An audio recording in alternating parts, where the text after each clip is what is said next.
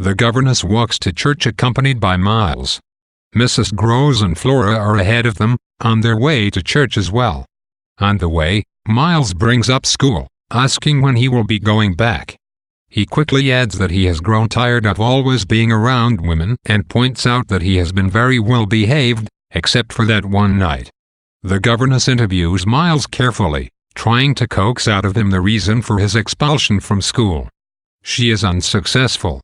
Miles maintains that he wants to go back to school to be around his own sort, to which the governess laughs and refers to Flora as the only example of his sort she knows. Nearing the gate for church, Miles asks whether his uncle agrees with the governess on the matter, and the governess tells Miles she doesn't think his uncle cares about his situation. Triumphantly declaring that he will make his uncle come to Bly and care, Miles marches off into church alone. The governess turns away from church, feeling defeated by Miles and taken aback by the sudden revelation that he possesses consciousness and a plan. With the sudden intention of leaving Bly, she returns to the house and impulsively sits at the bottom of the staircase. She jumps up quickly, repulsed by the memory that the spot is the same place where Miss Jessel had sat during their last encounter. The governess heads for the schoolroom, where she finds Miss Jessel at the table, in the same position as before, with her head in her hands. The ghost rises with an air of indifference to the governess's entrance. Standing not far from the governess, Miss Jessel stares intently at her.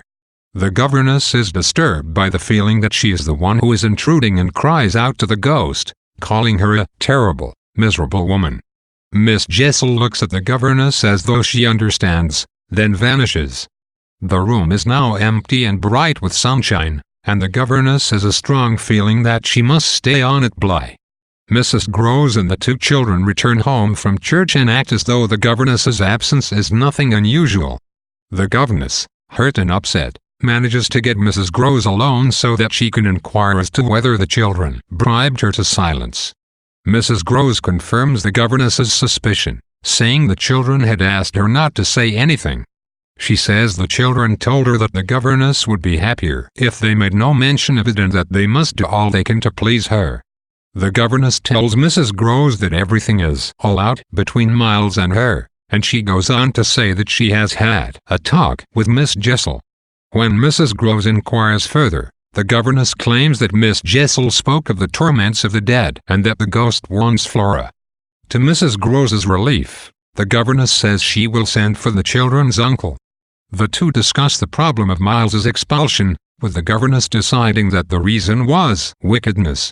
Mrs. Groves defends Miles, saying his relationship with Quint was not his fault and that she will take the blame. Mrs. Groves then offers to write to the uncle instead. The governess responds with sarcasm, asking her colleague if she wants to write out their fantastical story. Breaking down with tears in her eyes, Mrs. Groves entreats the governess to write the letter. The governess says she will write that evening, and the two separate. The governess begins writing to the children's uncle that Wednesday evening.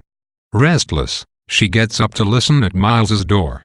Miles calls out for her to come in, saying he heard her walk across the passage. When the governess enters his room, Miles brings up the queer business of how the governess is bringing him up. Holding her breath, the governess asks what he means, to which he replies that she knows. She tells him he will go back to school and points out that she hadn't known his desire to return because he had never spoken of it. Miles ponders and asks, "ti?" His expression triggers a pang in the governess.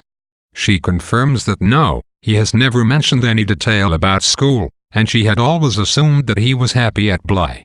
Miles shakes his head and says he wants to get away.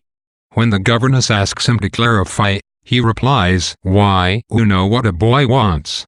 He rejects the idea of going to his uncle's but declares that his uncle must come to Bly and settle things. At this, the governess begins to question Miles about things he hasn't told her. Miles asserts that he wants a different environment with such serenity that the governess throws herself onto him with embraces. Miles lets her kiss him, then tells her to let him alone. The governess again tries to pry from him the reason for his expulsion. At his quaver of consenting consciousness, she embraces him again, when with a chilly gust, the room turns dark and Miles shrieks. The governess exclaims that the candle has gone out, and Miles says that it was he who blew it out.